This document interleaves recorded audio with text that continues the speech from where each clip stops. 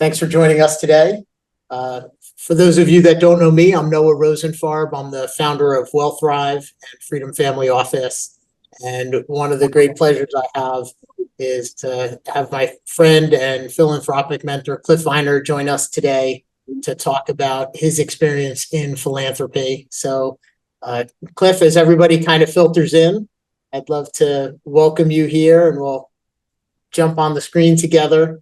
If we could take off the slide and welcome you and have you share a little bit about your background. Thanks. When we started the conversation, Noah said, well, how long ago was I Noah's mentor? But the real story is I got matched with Noah to be his mentor through Federation.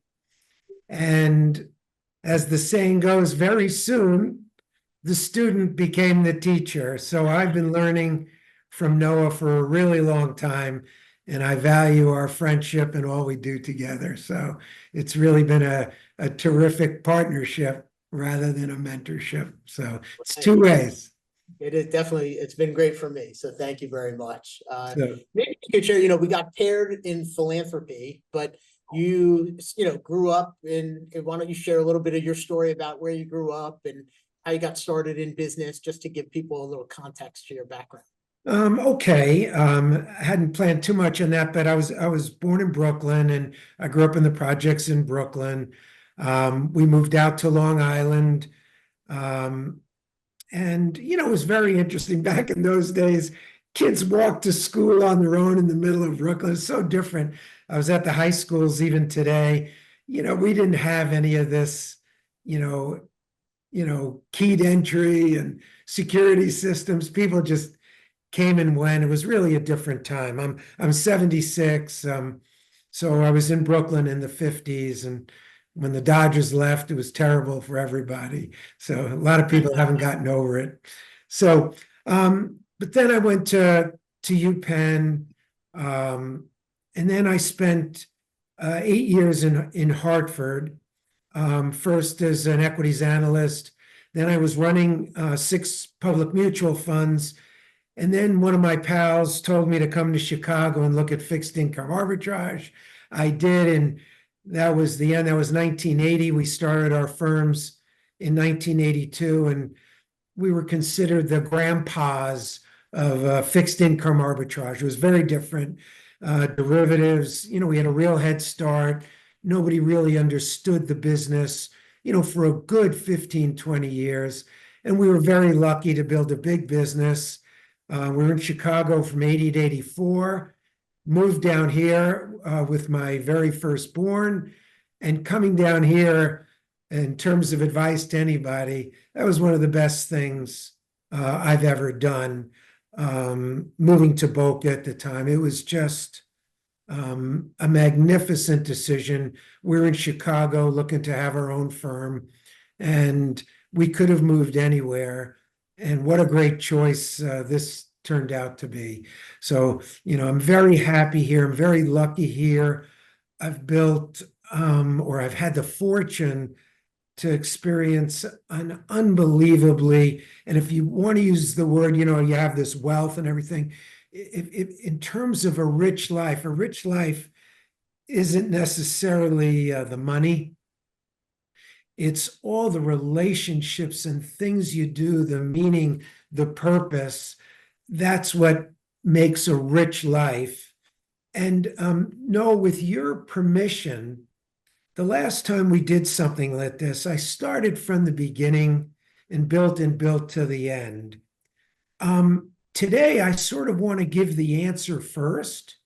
Awesome. I love it. And then go back and see, how the parts of it, were built upon the lessons I learned over time, that's culminated. And I know you wanted me to sort of give some focus to the Scholars Program, which really is the answer and the final product. So if you don't mind, Please. I'd like to try that.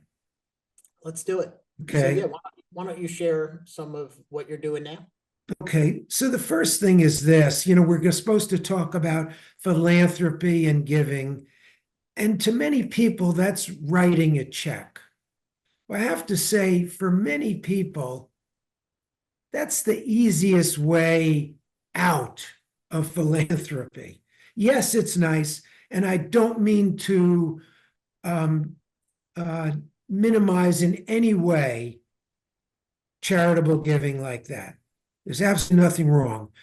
But in terms of that rich, meaningful life, the real key in giving and the most satisfaction you're going to get is when you're involved, when you're doing something, when you build something, when you create something, when you do for somebody else, something meaningful with real purpose and real results, stuff you can see.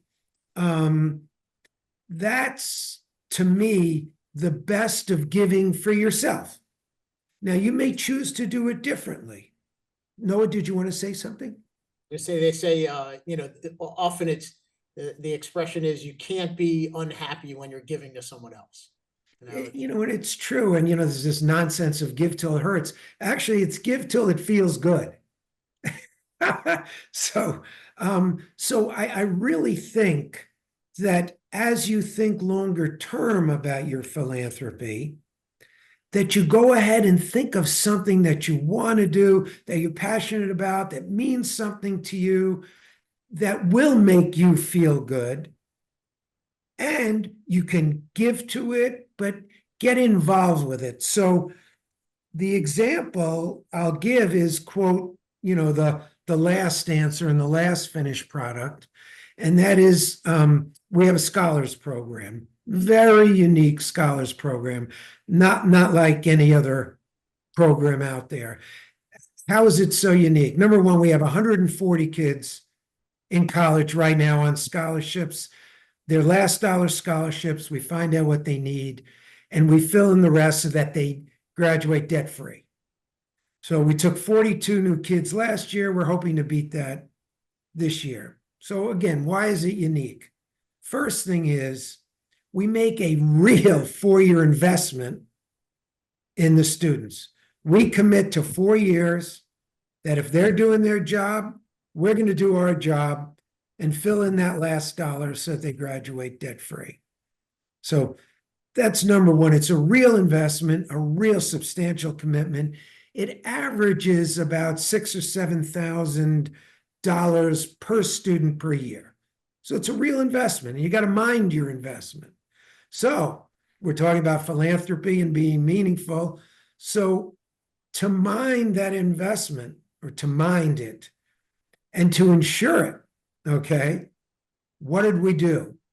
We have a really extensive mentorship program. Thank you, Noah. Thank you, Amanda. Okay. And the students are required at the beginning to call their mentors every week. Okay.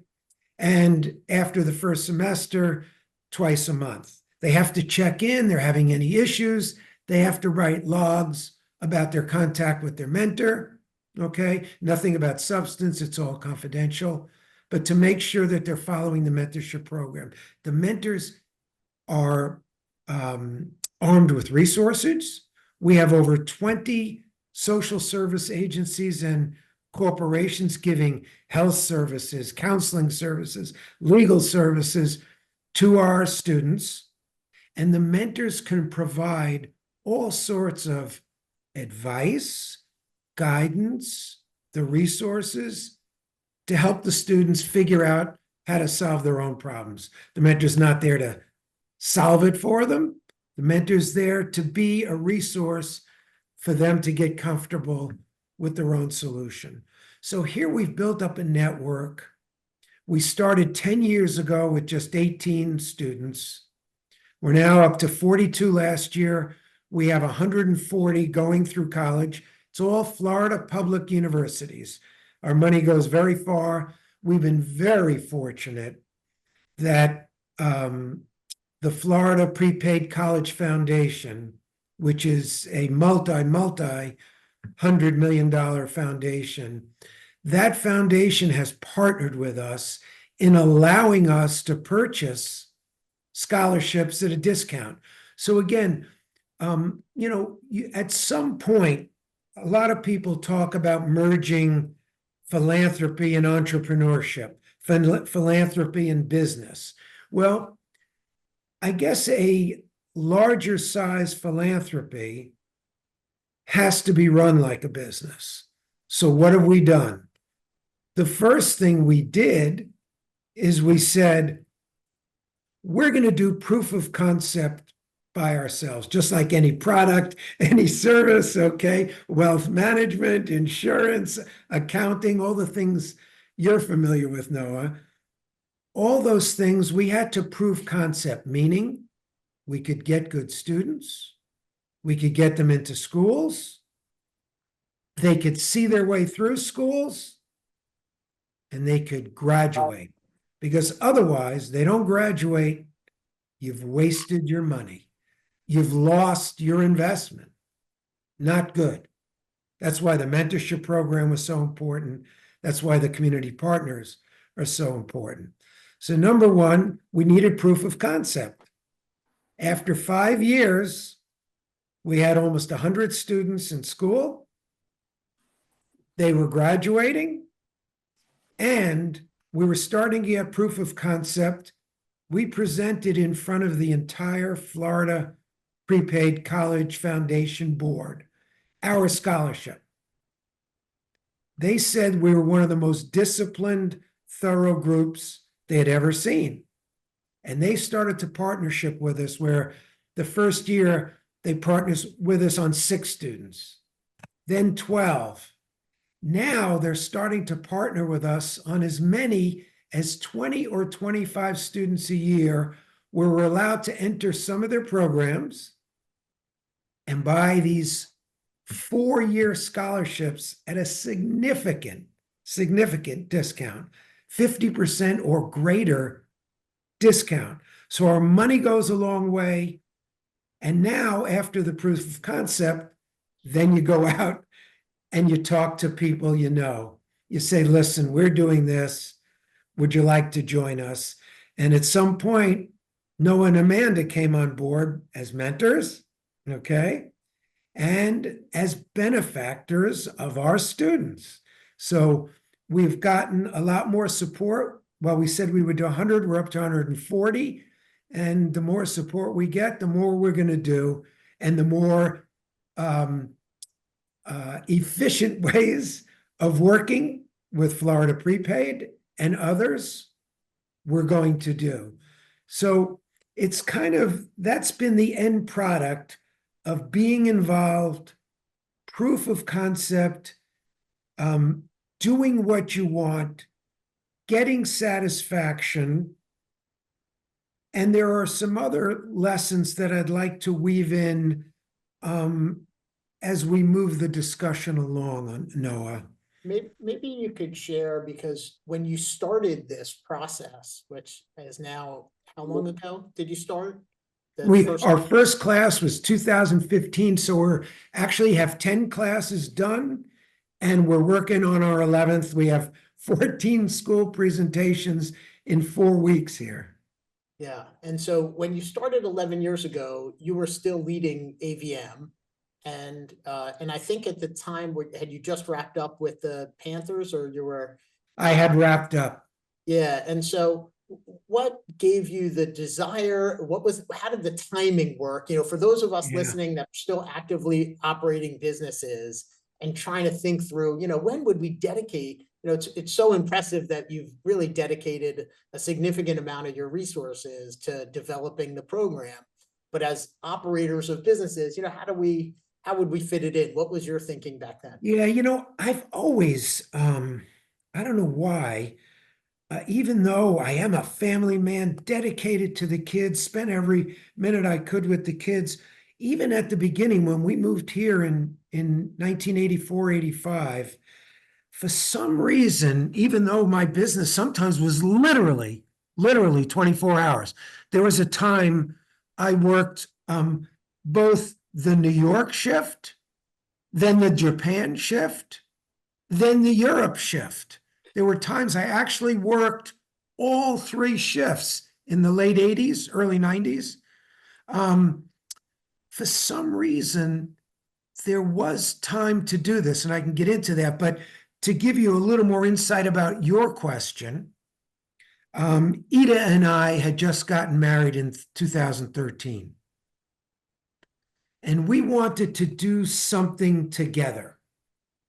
And this scholars program was Ida's idea, not mine. Okay. We had a camp that I can talk about that we sent about 100 kids to summer camp. Ida wanted something of our own. She was a single mom. She had a hard time getting her kids paid through school. Matter of fact, one hadn't even entered college yet. Okay. And so she started thinking about we ought to do something for single moms. And then we realized the need was so great across the board that scholarship was something a little more lasting than the camps, something you could never take away from somebody, something that changes their life, probably changes their parents' life, because if you help them get through without burdening their parents, something that nobody can ever take away from you, brings you into the workforce, sets you up for life, and makes a new life for you and your children. So this was her vision, and we decided to do it for all, and we wanted to do it in our backyard. So we started with Boca and Delray schools. And we thought at the beginning we were going to actually partner with Federation, which is an interesting story by itself.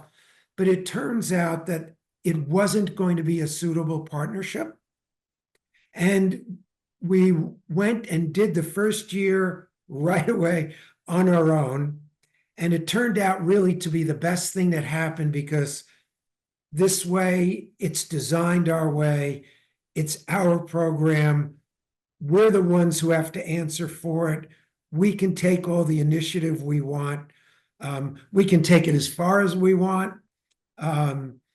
We can administer as much as we want. We can hire as many people as we want. So it was an initiative that came out of our marriage, wanting to do something in the community that was tangible, which is a whole nother thing. For us, yes, it's great to give to research or cancer research or Alzheimer's research. Those things need us. But for me, get the most satisfaction of being there, seeing the students. We had one of the students talk today at Olympic Heights. He was an Olympic Heights graduate. He's graduating now with his master's in computer science from FAU. Seeing him there talking to the high school students, I mean, the pleasure is not measurable. It's not measurable. So that was why we did it. We wanted something for us, for here, that did something to make the community better. And would you say that that shift to having your own thing, did it suck up all of your philanthropic bandwidth? I know the answer because I've seen what else you're doing, but maybe share how you've been able to balance creating your own thing with your contributions in other areas. Well, once we got it going, we hired an executive director, and now what is the best is that for the last, I believe, 4.5 years, our executive director is our daughter. Our daughter, Nikki, not only is she smart, not only did she spend 7 years as a speech pathologist in the Palm Beach County school system, okay, she is so dedicated. She said she felt she wasn't doing enough good in the schools. She didn't have enough resources. She couldn't spend time with the kids. We said, hey, would you like to take the foundation over? She said, yes. So one great thing is, quote, it's all in the family, but it's terrific. We have a great director. We hired an assistant for her. We have 2 volunteers, Marianne Jacobs from Federation and Dr. Donna Holland, who runs our mentor program. She's trained over 3 100 mentors. Okay. She was the first licensed child psychiatrist in Palm Beach County, 1981. And she's a good friend, and she's volunteered to run the mentorship program, which is, as I mentioned, so key. So, there are a lot of things about it, again, about being yours, being involved, seeing the fruits of your labor that makes it really, all that satisfying and rewarding and fun. All of it, all of it. But I'm assuming it took some time to, navigate your way Yes. through philanthropy. So maybe share some of those stories and the Okay. lessons learned. Okay. I did have time, and even though, we were building a business, I came down here December 84, and by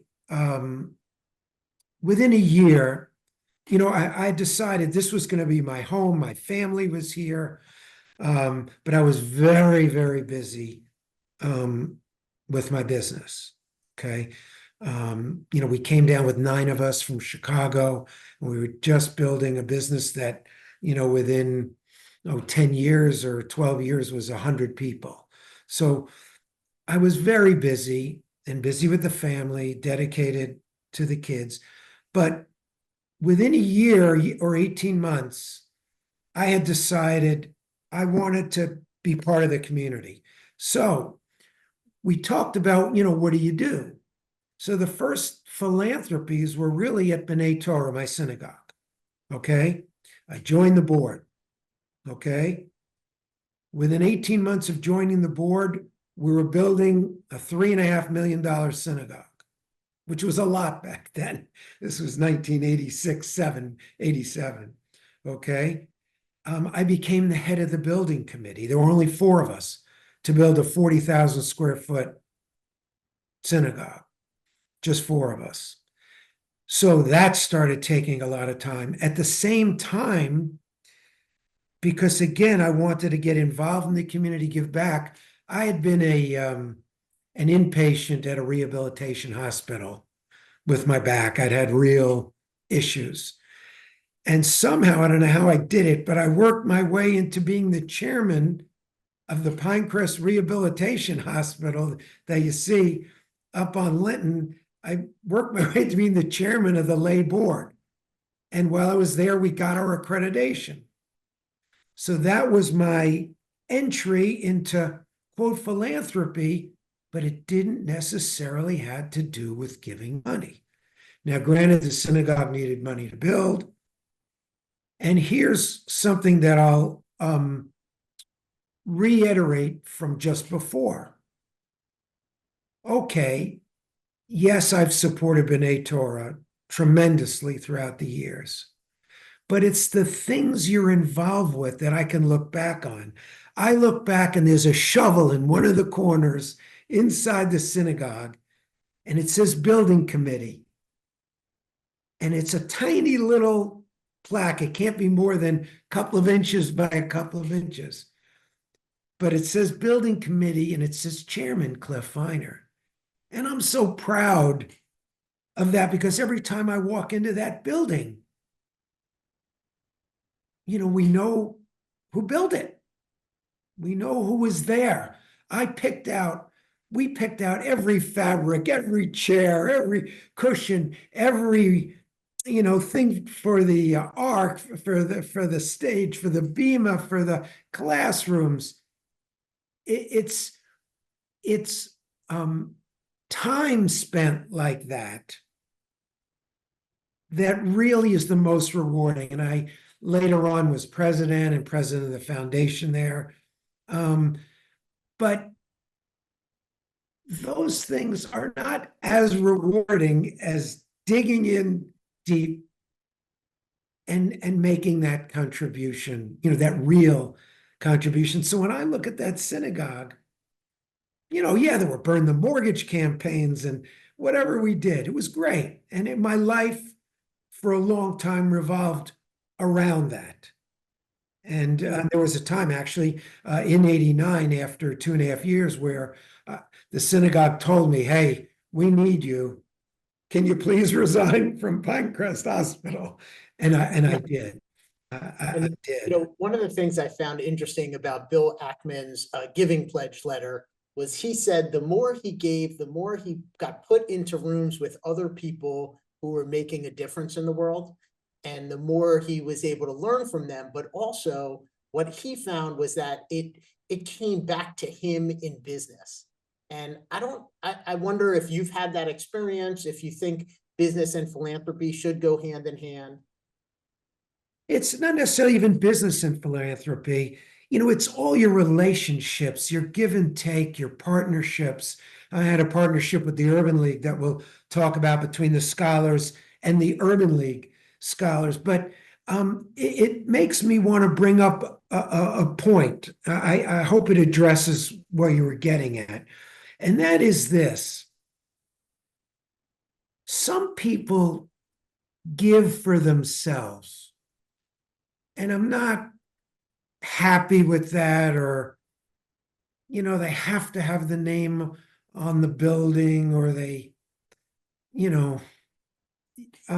giving for their name recognition. And I will just tell you that it's not the most satisfying thing you can do. You're not doing it for your name recognition. You're doing it for you. You're doing it for them. You want whatever organization, you want them to thrive, but you're doing it for yourself inside to have the satisfaction of them thriving. I'll tell you a story if you really want a personal story. I was seeing a psychiatrist, great psychiatrist. In 3 weeks, he cured me of what the issue was. But I stayed on, okay? Stayed on for 5 years with him. He was great. Well, during this period was a period I was giving a lot to a lot of things. And, you give and then they put a plaque up, whatever it is. There's a plaque for this, a plaque for that. And I said to him,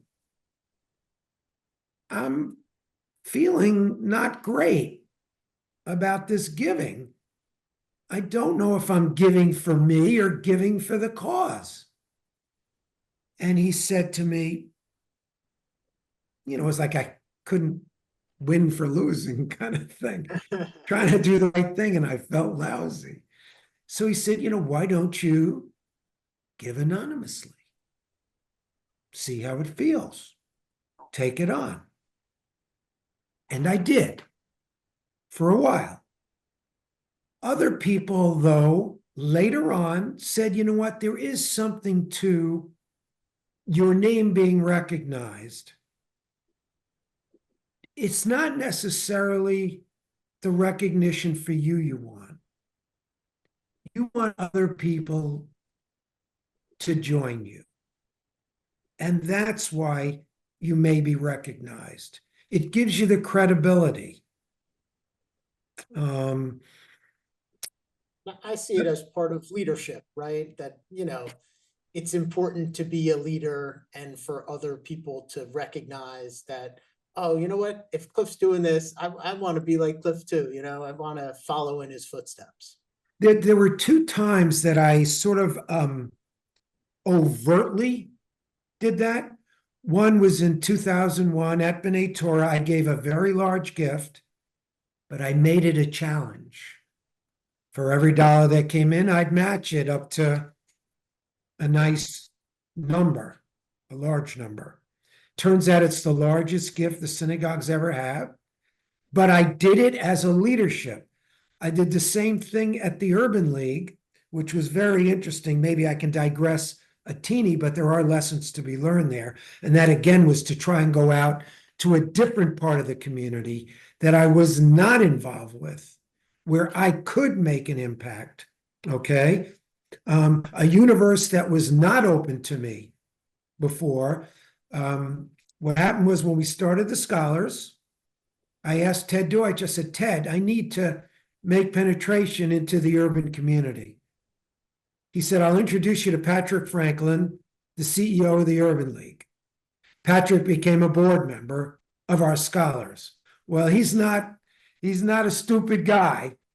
A year later, he said, why don't you join the Urban League board? So I did. A couple years later, I said to him, Patrick, the Urban League, this chapter has been in business 47 years. No foundation, no way to secure anything. No legacy, no capital needs, no reserve, nothing. No new programs. I said I'd be willing to start it. So I went, and again, you talk about being happy about building something. I actually wrote the bylaws, wrote the organizational statements, filed with the state, got people to, took it all, on my own to do that. But then to fund it, I did another challenge. And that's a community that may not be as used to giving, may not have had the resources in the past to be as used to giving. But to see somebody come up and, as you said, Noah, to lead it, to say, hey, I'm in, I'm doing it, are you in? It's a lot more powerful philanthropy that way. So are you doing it for your own recognition? I hope that's not it. But if you're doing it to get the job done, great. What were some of the lessons you learned through these different volunteer roles? Because Yeah. I have other volunteer roles that I'm involved in, mostly in organizations that I participate in. And, a lot of people have to get voluntold because they need people to take action. And the flip side is I've seen peers of mine and they always say, no, how do you always get to, you say no so confidently? And, I'm willing to draw the line in the sand and say, this is the commitment I'm willing to make, and this is not the commitment I'm willing to make.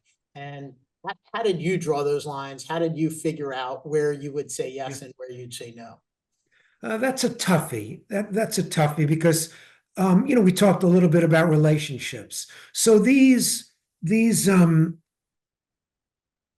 business, friendships, other relationships, philanthropy,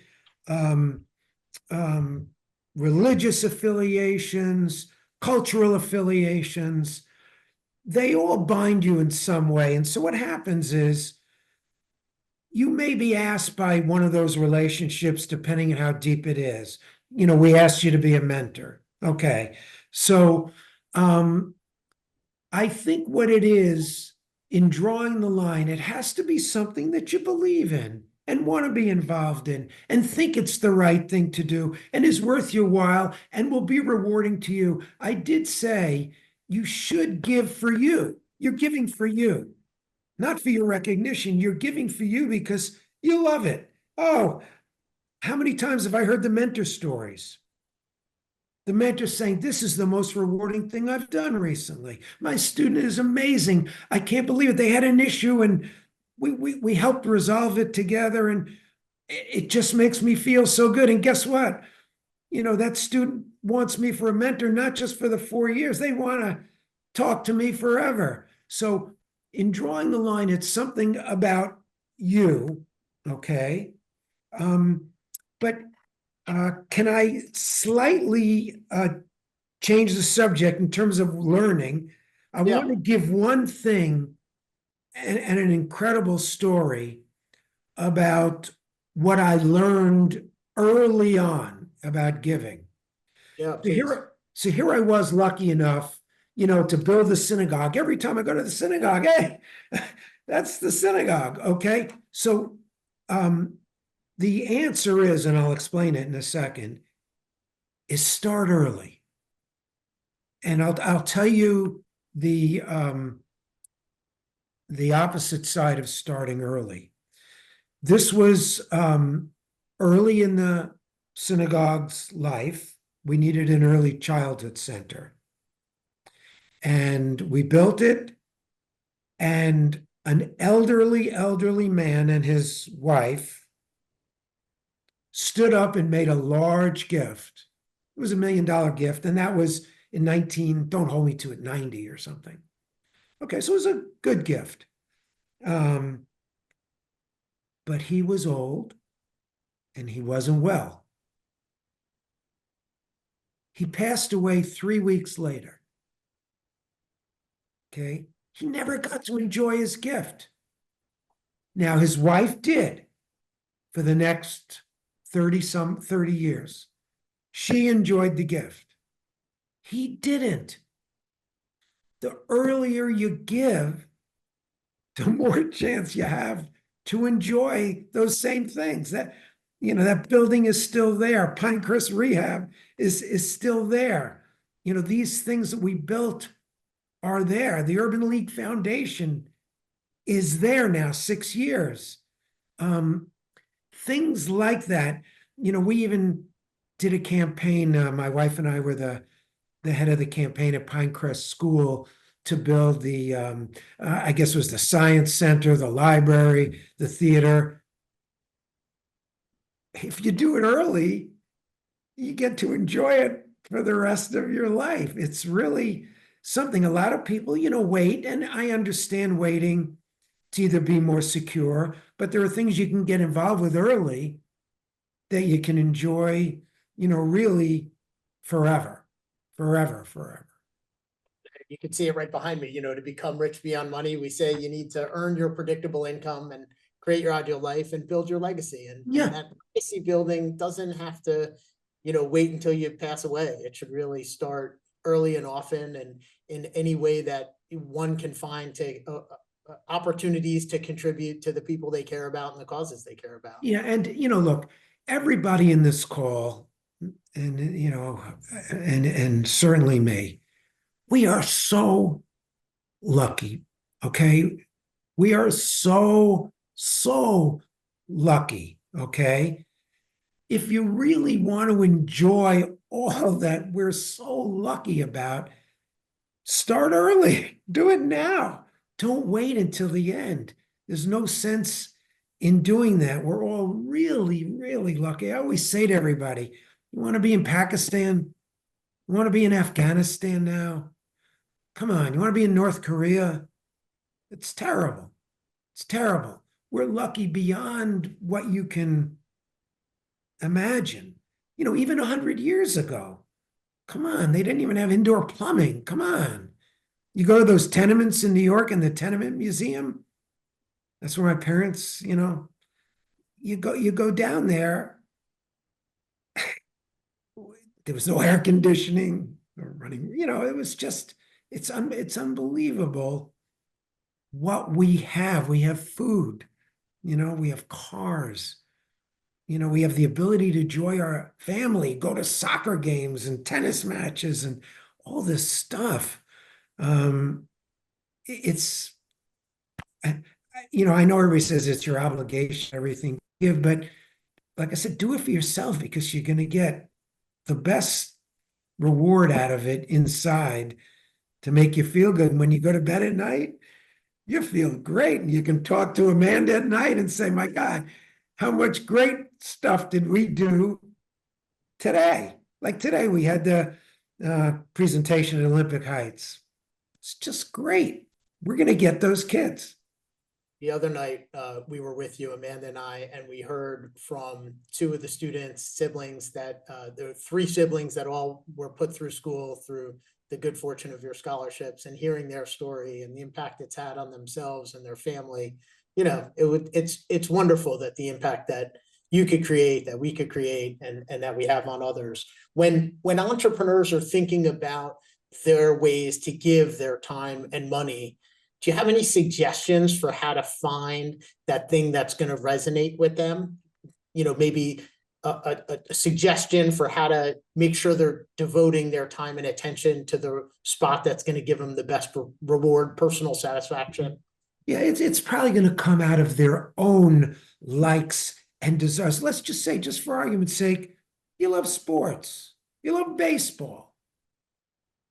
You could get into coaching of the Little League, be a booster of the Little League. There are things that it's things that you enjoy or you think are important. Look, there are a lot of people that think that it's important to get running water to some of the African nations. And they go and they visit and they come back and they see the fruits of their labor. If that's what it is, you should do it. Okay.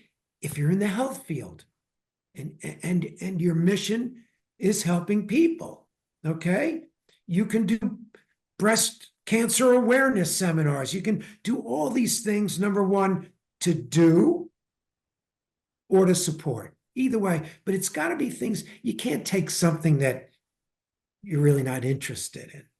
And, what are we interested in? I guess we're interested in the kids because every one of them, it's family. It's another family member. And you get the satisfaction of family. So I like that. Okay. I love the satisfaction of seeing them succeed, having them tell the story, walking back in, and guess what? 5 students this year have completed the mentor training course and are mentors. That's the best. That's the real, satisfaction. So I say do something, that really is meaningful in your life. You've seen, let's say, parents lose a child for a particular reason. You've seen, let's say, Irv Schlossberg lost a daughter in a car accident. Irv was one of our local government reps here. And so he has been out with driver safety in the schools for the last, 20 years. That's his mission. That means something to him. So I say build your own legacy of what you want, what's good for you, what you like. You like basketball, you like soccer. It doesn't matter. There are so many things to be involved in. Just so you know, granted, I think each of us is probably capable of doing our own thing. But would you believe that Palm Beach County alone, I don't know who knows the answer to this, how many 501c3s just in Palm Beach County? It's an absurd number. Got to be a lot. Yeah. 8,500. Wow. It's Amazing. ridiculous. Over 8,000. And so one reason I enjoy living here so much is I have never, ever seen a more philanthropic group of people. And I've been around Chicago, New York, LA, Hartford. I have never seen a philanthropic, community-minded, interested. It's almost a competition for philanthropy here, with everybody trying to outdo the other. And if there's any competition, that's a competition I can deal with because it's amazing. So if an entrepreneur wanted to start their own organization like you did with the Scholars Foundation, what advice do you have to them about getting started? Great. Now that's a great question. What happened is we didn't have a lot of experience in scholarships. So what Ida and I did is we toured some of the most impressive, successful scholarship programs around the country, including my pal George Weiss, Say Yes to Education. He's got thousands of kids, okay? And we learned something different from everyone, but they're all different. They all said to us one thing in common for scholarships. So we should learn. If you don't coach, advise, mentor, stay on top of, support your students, you're going to lose your money. So I think going out to people that have done it, they would be thrilled to tell you about it. It's not competition. It's like, you're going to do more? Do more. Everybody was thrilled to see us, thrilled to tell us That's wonderful. I think we lost your audio there for a second. Your screen froze up on me. I don't know if we'll get you back in a second. If we do have some questions, I'm going to kind of ask you for them. I know, Barry, I see you got a question, but maybe you could come on screen and say hello when we get Cliff back. And please, feel free to type your questions in the chat or raise your hand so we could bring you back on screen. And I'd welcome you to come on. While we wait for Cliff to come back, maybe I'll share my own little story around philanthropy. So Amanda and I decided probably 10 or 15 years ago that we wanted to try and focus our efforts and ensure that we were saying yes to the things in areas where we can make an impact. There we go. Cliff is back. If we could How far spotlight did I Cliff. get? Was I able to complete the last thing on how to go about learning? Yes, I got the advice of making sure to visit with other people doing the same thing. I think that's great advice. And what you said, about it not being a competition, everybody that's created their own nonprofit to focus on a particular area, I'm sure they're delighted to have someone else that wants to do the same thing, whether it's even in the same market or a different market. If we could get Cliff spotlighted, that would be great. And yeah, I don't know, Barry, if you want to come and take yourself off of mute, feel free to come on and say hello to Cliff. And maybe while we're waiting on that, Cliff, can you share what you might see as the evolution of your own philanthropy over the next 5 or 10 years? Lost him again. Oh, here he comes. Back? There we go. Now you're back. Can you hear me? Can you hear me, Cliff? Yes, I can. All right. Am I on? I was asking, how do you see your own philanthropic efforts, evolving over the next 5 or 10 years?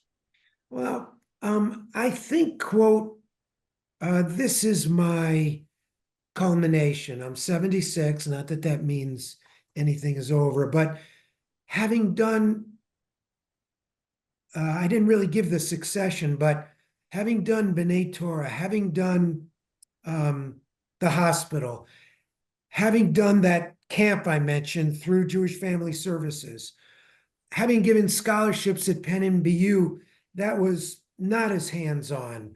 The Panthers was more, running the Panthers Foundation, even though we got Broward Foundation of the Year, 2012, that was more of a public thing, okay? That wasn't something as personal. It was not. Eda and I chaired Florence Fuller events. We raised $745,000 2 years in a row. That was being involved at the ground up. The Urban League, really the ground up. Member of the board, running the foundation, ground up. But it's brought me to what I think is the understanding of the scholarship program, and that can be my legacy, my meaning. I don't need 10 of these things. This one, if I need to work at it so that it stays successful, hopefully grows, and that it's meaningful. It's in my will in a big way, so it's not going away if I'm not here, okay? And with the dedication of the people that are working on it, and Eda, and Nikki, and our whole family. Our whole family is involved either as mentors or in helping with the mentorship program. Now, one of my daughters is a doctor of psychology, so she's involved in mentoring. So I think this, for me, feels like it's my culmination or my shining star. And I'm very proud of it. I don't need to, be running the American Cancer Society or something like that. Yeah, awesome. Barry, not sure if you wanted to come on video, but he had a question about you there, Barry? Yeah, I'm here. You hear me? Yep. Okay. So Cliff, remarkable career, remarkable philanthropy, and you're certainly a notable guy. I mean, very, very impressive. My question is, do you do anything outside of the Florida area or the Boca, Broward? You know, have you looked elsewhere? Do you get involved in anything elsewhere? Or is it? Well, I was very involved at Penn. I started the athletic scholarship program at BU. Oh, Um, okay. the Urban League takes a lot of my time. I actually going to be stepping back, but as a member of the board and running that foundation, you know, we had our challenge, we had our $1 million founders campaign that was just completed. We received a large gift from Mackenzie Scott. So the Urban League has taken a lot of my time, and it's enough different than my own close comfort, you know, zone that it's been a real expanding experience for me. I don't really do stuff on a national level. You know, do I talk to Ted Deutsch at AGC? Do I? Of course I do. I try not to be too either provincial, but I guess what it really is the best things are actually seeing your impact. And so if you know, they say think globally, act locally. So Yeah, no, I understand. I'm My kind of question was doing it. based around, does the philanthropy within a controlled area that you roam, so to speak? Is that, is there an advantage there? And I guess the advantage is you get to see what you're doing. Yeah, and look, other people, you know, can make it bigger. George Mhm. Rice made it bigger with Say Yes to Education. He had some issues. But for me, we've already expanded out of Boca del Rey. 2 years ago, we took Boynton. Last year, we took Suncoast. This year, we took Dr. Joaquin Garcia, brand new high school. So I'm doing the best I can in terms of expanding our reach, universe, etc. I don't want to be too provincial. Okay. Have you heard of Success Academy in New York City? I haven't. What do they do? So it's a charter school basically, and it's funded by a lot of outside money. The 17,000 kids across a handful of schools, 100% college entrance on all the graduates. Wow. Remarkable. And so I'm part of the CEO group in New York City, and two of our CEO. This is a derivative of Vistage. We went private. We didn't like the whole Vistage model after a number of years. Hired our own facilitator, and we run our own group. There are 13 of us who all run big businesses. In fact, I'm probably the smallest of all the businesses in there at, you know, a couple hundred million. So some of these guys are running billion-dollar businesses. But Success Academy is something that the entire group has taken under their wing. Two of our members are actually on the board of Success Academy. I was wondering, had you? So that not And all again, that. their funding comes from. Well, they get the charter school funding, and then obviously donations from philanthropy as well. I see. I see. But a Very great remarkable. organization in so much as held to a very high standard, give kids that would never have the opportunity to get an education the way they get an education, and then go on to college at 100% success rate. Fantastic. That's the goal. We have very similar visions for those students. So that's Thank you for the tremendous time. work. Thank you. Tremendous. Yeah, I think, you know, one of the things I always learned having Holocaust survivor grandparents was, you know, they can't take away your education. And so that's become, I was mentioning before, Amanda and I kind of narrowing our impact areas, and education is one.